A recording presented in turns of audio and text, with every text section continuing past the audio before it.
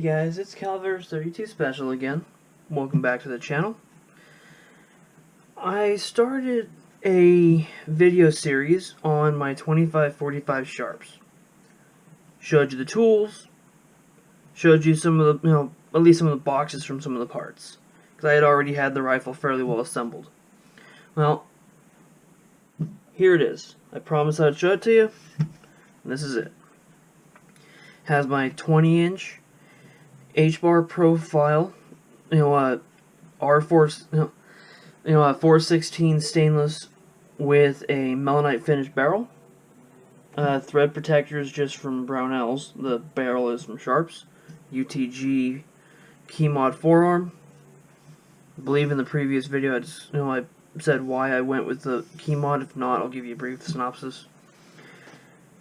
When the quad rails were popular, I liked them because it gave the option of adding accessories. After having handled one at a gun show, but not actually getting to shoot it, it seemed like the sharp edges would bite into your hand a bit when you're under the recoil. When I eventually went to get ready to build one, I started doing research. The key mod was available, and M-Lock was available. So I started looking him up. M-Lock was still relatively new, it seemed, and I wasn't finding much. This was more prevalent, so it's what I went with. Ease of access, price difference, this kind of thing. Then, of course, the no-name upper and lower, Spike Industries Mega Fin grip with the thumb shelf, California compliant rifle. So, I have my fin, no forward grip, no muzzle brake, a fixed stock, and a AR mag lock on the magazine. Couple items that I have on here that I didn't show you guys in the parts video because I didn't have them yet is the scope mount, which is a there we go, a Weaver Tactical for a 1-inch scope. The scope is an older model Leopold Very X2. It's a 2:7 by 32, which I thought was fitting for the round, being that it is a necked up 223 Remington. The bolt in this rifle is actually can be used in a 223 5.56 rifle. I actually have casings here from a 223 from my bolt action, and then one from my 25-45. It's difficult to see, and I don't think it'll come through well on camera, but I promise you this one here is larger. Not that it necessarily means anything, but there's that. The second new part that I didn't show before actually is associated with this little, with this right here. That is for my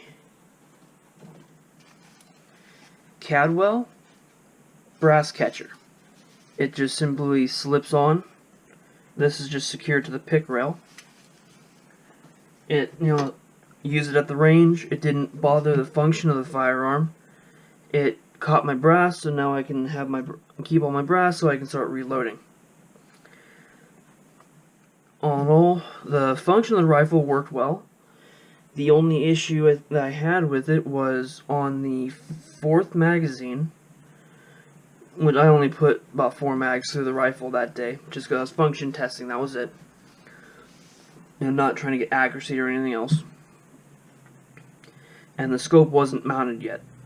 I actually used a set of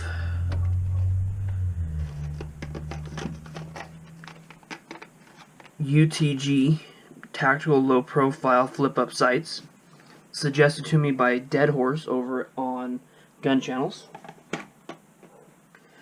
I'll end up using those as backup sights on a 308 build I'm putting together. it's going to be more of a hunting rig. So I'll explain more about it when I get around to it. The magazines are Series 2 hex mags, and I am in California, so yes, these are compliant magazines.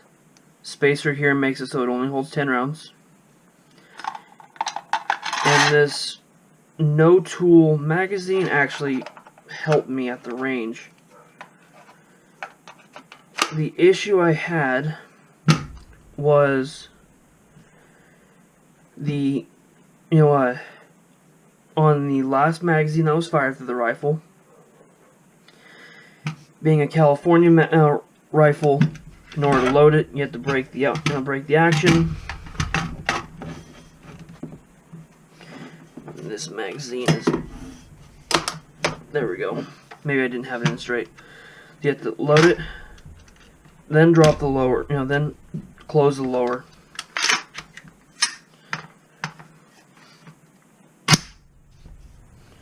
And drop the bolt. Well, in the process of doing that final magazine, it didn't go all the way home on that first round. The forward assist wasn't quite getting it done to help it close. Why, I'm not entirely sure. Because I would think it should, because that's the point of it. But it wasn't quite working. Tried to pull the bolt back again in order to try again. It didn't extract. So then it did a double feed as to try to go home again. Well, I was able to pop the bottom of the magazine, dump the extra ammo. As I pulled the bolt, dropped the second round out. Then at that point I was able to get it to go home, I was able to rack it again, and get everything to clear. Once I got that dealt with, put it back together, closed it again. Same thing, didn't close. There's a little hole in the side of the bolt carrier group. Using the tip of a pair of Leatherman pliers, gave it a little push, then it went home. After I got home, I went to a gun shop and was talking to them about it. They said it sounded to them like a lubrication issue. So I have decided to switch up lubricants for this particular rifle. I've only before ever had bolt actions, or I had I still have a Marlin Model 60 semi-auto, but that's where the old school Hops number 9 oil was always plenty for everything I needed. This one is acting like, at least until it breaks in, maybe it wants something a little different. It's going to be a little more finicky on me. So I went, I picked up a can of the Pace, Frog Lube CLP, and we'll see how well that works. Hopefully it does. It was this one was marked $13.95. They sold it to me for $11 because it was the last one the shop had. Small little shop here in Sacramento. Well, I haven't had a chance to take it out again since, so we'll see if that fixes the issue.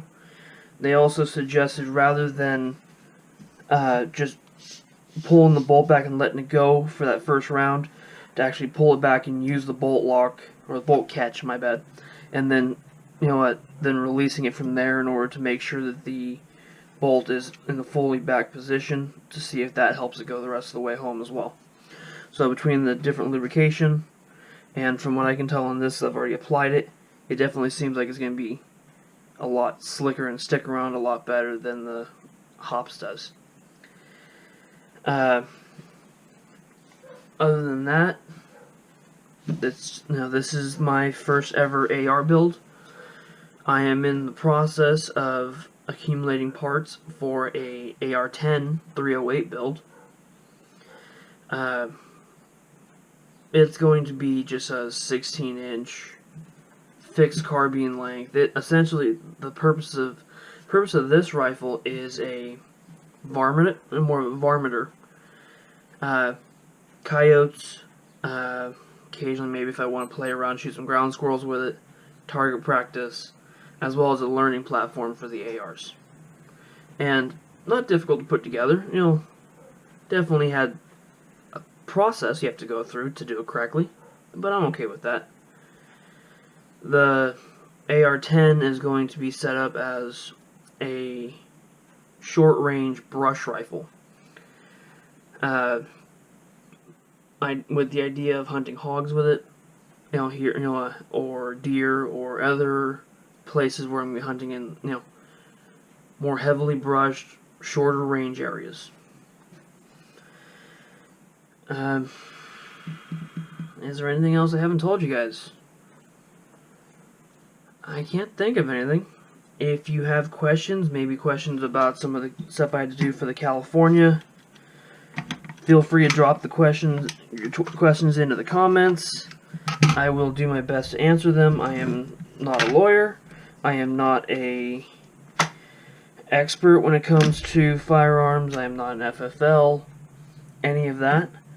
So I can't promise I'll be able to answer questions, but I'll give it a try. I encourage everyone to go check out, if you haven't already, go check out gun websites, along with Every Second Matters. They are fighting for our Second Amendment rights every day. They could use all the help they can get. I appreciate you guys stopping by. You can check me out on Twitter and Instagram.